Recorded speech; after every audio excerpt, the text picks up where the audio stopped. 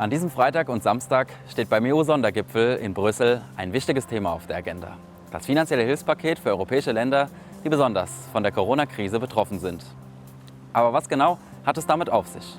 Klar ist, einige EU-Nationen werden deutlich geschwächter aus der Corona-Krise hervorkommen als andere. Südeuropäische Länder wie Italien oder Spanien waren schon vor der Pandemie hochverschuldet. Und nun droht ihnen gar der Staatsbankrott. Auch wirtschaftlich schwächer entwickelte Länder in Osteuropa sind gefährdet. Greift man diesen Ländern jetzt nicht richtig unter die Arme, droht das, unseren europäischen Wirtschaftsraum zu zerreißen. Dass das nicht passiert, daran haben auch die wirtschaftlich starken Länder wie Deutschland ein Interesse. Ein gut geschnürtes, gemeinsames Hilfspaket hält den EU-Binnenmarkt zusammen und damit auch den Euro und letztlich die Europäische Union.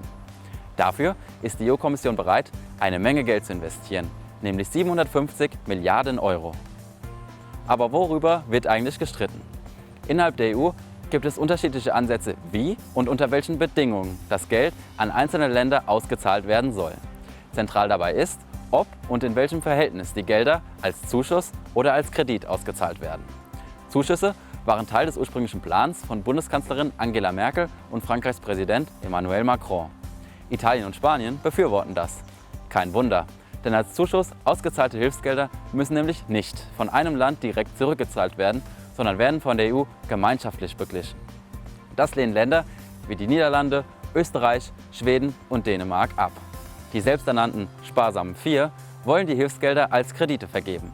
Die müssten dann von einem Empfängerstaat selbst wieder vollständig zurückbezahlt werden.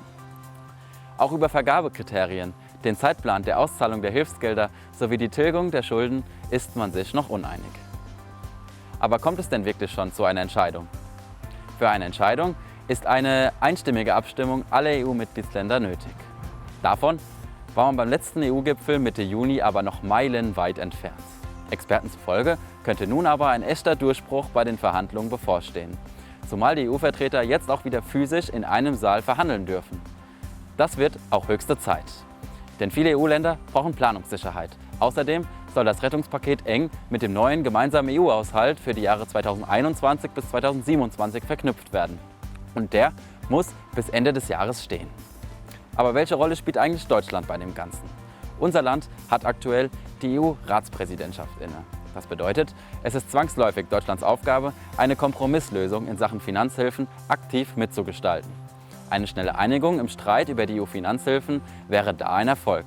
Kanzlerin Angela Merkel hat bereits erste Signale einer Einigkeit an ihre EU-Kollegen gesendet, als sie sich kürzlich mit den Staatschefs Italiens, Spaniens und der Niederlande getroffen hat.